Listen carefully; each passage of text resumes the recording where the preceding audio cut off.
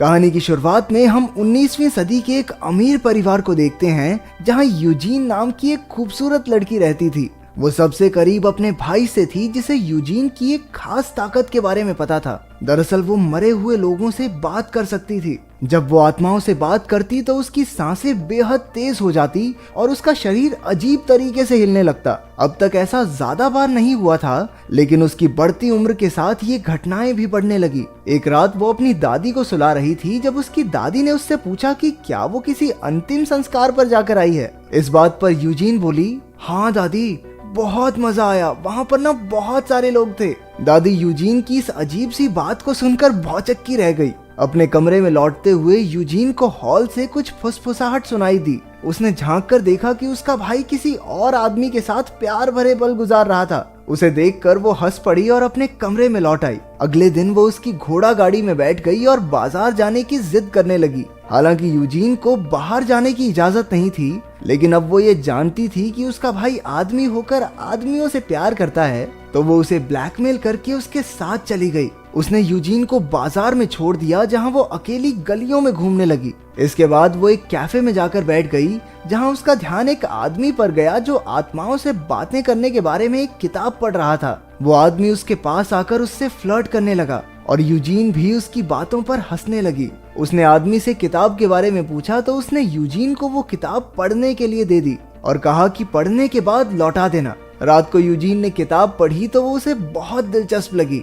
उसने आत्माओं की दुनिया और इंसानों के आत्माओं से बात करने के तरीके के बारे में काफी कुछ लिखा हुआ था। इससे उसे काफी समझ आया कि वो कैसे आत्माओं से बात करके उनकी मदद कर सकती है। अगले दिन उनका परिवार किसी और अमीर परिवार के साथ घूमने निकला। असल में वो चाहते थे कि उनकी बेटी और यूजीन के भाई की शादी हो जाए। हालांकि यूजीन के भाई को उसमें कोई दिलचस्पी नहीं थी, लेकिन वो फिर भी उसे पसंद करने का नाटक करने लगा। यूजीन ने उनके बीच आने की कोशिश की तो उसके पिता ने उसे काफी डांट दिया। वैसे भी यूजीन के पिता उसे ज्यादा पसंद नहीं करते थे। वो बाकी अमीर लड़कियों की तरह सजने संवरने में टाइम नहीं बिताती थी। वो दयालु थी और उसके दिल में गरीबों के लिए हमदर्दी थी, लेकिन उसके पिता के हिसाब से ये चीजें अमीरों को शोभा नहीं देती। एक रात यूजीन अपनी दादी के बाल बना रही थी जब वो अचानक बीच में ही रुक गई और पागलों जैसी अजीबोगरीब हरकतें करने लगी। उसने बिना सोचे समझे एक बक्सा खोला और सारा सामान इधर उधर बिखेर दिया। आखिर में उसने एक हार बाहर निकाला जिसे देखकर उसकी दादी हैरान रह गई, क्योंकि ये हार यूजीन के दादा ने उसे तोहफे में दिया था, जो कि 40 साल पहले गायब हो गया था। घर के सभी लोगों ने मान लिया था कि ये हार शायद चोरी हो गया है और अब तो बिल्कुल नहीं मिलेगा। दादी जानती थी कि यूजीन अलग है, लेकिन ये सब होना उसके लिए अच्छी बात नहीं थी। दादी ने पूछा कि उसे हार के बारे में पता कैसे चला, तो यूजीन ने जवाब दिया कि दादाजी ने आकर मुझे इसके बारे में बताया है। अगली सुबह यूजीन को उसकी माँ ने उठकर कहा कि उसके पिता आज उसे बाजार लेकर जाने वाले हैं। यूजीन बेहद खुश हो गई, लेकिन अपनी माँ के दुख को नहीं पहचान पाई। वो तुरंत तैयार होकर अपने भाई और पिता के साथ घोड़ा गाड़ी में बैठ गई। उनके हाव भाव से उसे बिल्कुल पता नहीं चला कि कुछ अजीब बात है। बाद में जब उसकी नजर सीट के नीचे पड़े बैग पर पड़ी तो वो समझ गई कि वो लोग सिर्फ बाजार घूमने तो नहीं जा रहे। उसने खिड़की से देखा कि एक लड़की बेजान सी खड़ी सामने देख रही थी। तभी दो लोग आए और जबरदस्ती उसे खींचकर एक बिल्डिंग में ले गए। उसने चीखते चिल्लाते हुए अपने भाई और पिता से मदद मांगी, लेकिन दोनों में कोई हलचल नहीं हुई। उसके जाने के बाद उसके भाई का दिल पछतावे से भर गया और वो बहुत दुखी हो गया। बिल्डिंग में यूजीन के सारे कपड़े उतार कर उसकी चेकिंग की गई। वो बार बार कहती रही कि वो पागल नहीं है, लेकिन पागल खाने के स्टाफ ने उसकी एक नहीं सुनी। वहाँ उसकी आजादी छीन ली गई और उसका सिर्फ एक मकसद रह गया, खुद को नॉर्मल साबित करना। वहाँ बहुत सारी और औरतें भी थी जिनकी दिमागी हालत सच में ठीक नहीं थी और कुछ बेचारियों को अमीर लोगों ने झूठ बोलकर जबरदस्ती यहाँ फंसा दिया था। यहीं यूजीन की दोस्ती लुईस नाम की एक लड़की से हो गई। अगली सुबह लुईस को डॉक्टर्स अपने साथ ले गए। उन्होंने जबरदस्ती उसके ऊपर एक्सपेरिमेंट्स करने शुरू कर दिए, मानो वो कोई जानवर हो। जब वो नीचे गिरकर तड़पने लगी तब भी किसी को उस पर रत्ती भर दया नहीं आई। सिर्फ वहाँ की हेड नर्स जिनीवी को ही पेशेंट्स की परवाह थी। कुछ देर बाद वहाँ जूल्स नाम का एक डॉक्टर आया जो लुइस का ध्यान रखने का नाटक करने लगा। असल में वो नीच आदमी लुइस का फायदा उठाना चाहता था। उसने लुइस से झूठा वादा किया कि वो उससे शादी करेगा। जैसे जैसे दिन बीतते गए यूजीन को और ज्यादा आत्माएं दिखाई देने लगी, लेकिन उसने अपनी असलियत सबसे छिपा कर रखी, नहीं तो ये लोग न जाने उस पर क्या क्या एक्सपेरिमेंट्स करते। लेकिन एक दिन उसने भरोसा करके नर्स जिनीव को ये बात बता दी। यूजीन ने कहा कि उसने जिनीव की मरी हुई बहन से बात की है और फिर कई बातें बताई जो सिर्फ जिनीव ही जानती थी। उसकी बातें सुनकर जिनीव के तो होश ही उड़ गए। अगले दिन यूजीन का आखिरी टेस्ट होना था। डॉक्टर ने उससे सवाल पर सवाल पूछकर ये उगलवा ही लिया कि उसे आत्माएं दिखाई देती हैं। जब डॉक्टर ने कहा कि उसे यहाँ कुछ और समय रुकना होगा तो यूजीन उस पर चिल्लाने लगी। अब तो डॉक्टर ने लिख के ही दे दिया कि यूजीन सच में पागल है। पागल खाने में ऐसे लोगों को बर्फ में रखा जाता था ताकि उनका शरीर एकदम सुन्न पड़ जाए। इसकी वजह से अब तक काफी औरतें मर चुकी थी। यूजीन ने बचने के लिए बहुत हाथ पैर मारे,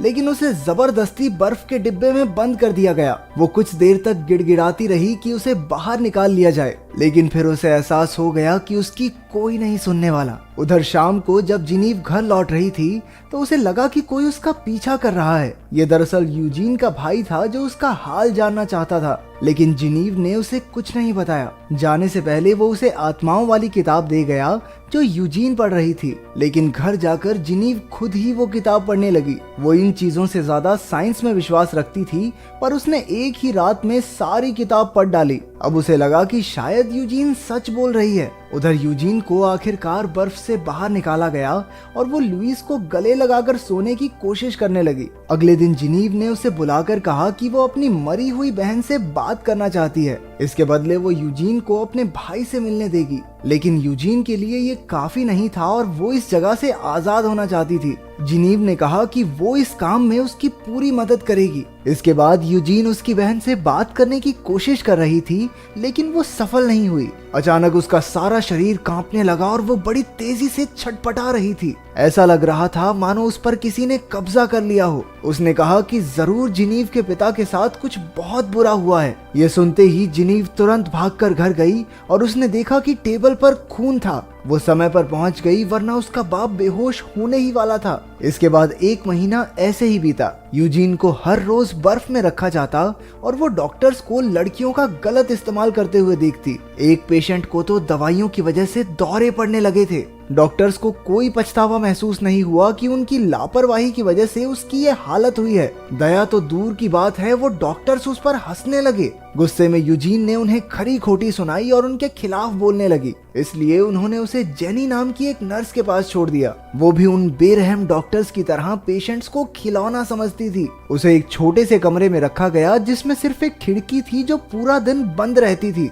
वहाँ उसे कई आत्माओं की आवाजें सुनाई देती थी जो इसी कमरे में मर गई थी। यूजीन रो रो कर कहती रही कि उसे कहीं और भेज दे, लेकिन जेनी पर इस बात का कोई असर नहीं पड़ा। जेनी सिर्फ 1 मिनट के लिए रोशनी अंदर आने देती और फिर खिड़की बंद कर देती। यूजीन ने खाना और सोना सब छोड़ दिया। धीरे धीरे उसकी हालत बिगड़ने लगी। एक दिन जेनी वहाँ आकर उसका मजाक उड़ाने लगी। अचानक यूजीन को दिखाई दिया कि जेनी की माँ भी इसी कमरे में मर गई थी, क्योंकि उसने झूठ बोलकर अपनी माँ को भी यहीं फंसा दिया था। ये सुनकर भी जेनी पर कोई असर नहीं हुआ। फिर जब यूजीन ने उसे याद दिलाया कि जेनी की माँ ने उसका बच्चा मार दिया था और इसीलिए जेनी ने ये सब किया, ये सुनकर जेनी कुछ पल के लिए रोई और फिर अचानक यूजीन का गला घोटने लगी। अंत में उसने यूजीन से कहा कि उसकी माँ का नाम अपने मुंह से ना निकाले, और ये कहकर वो वहाँ से चली गई। जब जेनी बाहर जा रही थी तो एक लड़की उससे टकरा गई और उसकी चाबियां चुरा ली। फिर उसने वो चाबी जिनीव को दे दी। बाद में वो यूजीन के पास गई और यूजीन ने उसे उसकी मरी हुई बहन से हुई बात के बारे में बताया। वो इतनी शुक्रगुजार थी कि उसने यूजीन की मदद करने का फैसला किया। शाम को उसने हेड डॉक्टर से कहा कि यूजीन की हालत पहले से सुधर गई है। डॉक्टर ने ना चाहते हुए भी उसे वापस जिनीव के यहाँ शिफ्ट कर दिया। यूजीन ने बाहर आकर देखा कि डॉक्टर्स की हरकतों की वजह से लुइस व्हीलचेयर पर आ गई थी। इसके बाद डांस पार्टी का दिन आया जो साल में 1 बार होती थी। इस एक दिन वहाँ भर्ती सभी औरतों को आम लोगों की तरह तैयार होकर नाचने गाने का मौका मिलता। जिनीव ने यूजीन के भाई को भी वहाँ बुला लिया। यूजीन अपने भाई से इतने साल बाद मिली, लेकिन उन दोनों को अनजान होने का नाटक करना पड़ा। वहीं दूसरे कमरे में वो बेगैरत डॉक्टर्स अपने ओहदे का फायदा उठाकर लड़कियों का फायदा उठाने की कोशिश कर रहे थे। जूल्स भी लुइस को लुभाने आया। मौका देखकर यूजीन और उसका भाई मेन गेट से भागने लगे। जेनी उन्हें पकड़ने ही वाली थी कि बाकी औरतों ने उसका गला घोंटकर उसे मार डाला। इसके बाद तो सारी औरतें हाथ धोकर डॉक्टर्स के पीछे पड़ गई और एक एक करके उन्हें मारने लगी। लुइस ने भी जूल्स का गला दबाकर उसे सबक सिखाया। बाहर जिनीव ने यूजीन के साथ भागने से मना कर दिया और बाकी पागल औरतों की सेवा के लिए वहीं रुक गई। कुछ महीने बीत गए और अब यूजीन एक अलग शहर में अपनी नई दुनिया बसाकर रहती है। एक बहुत लंबे समय के बाद उसकी जिंदगी में फिर से खुशियां लौट आई थी।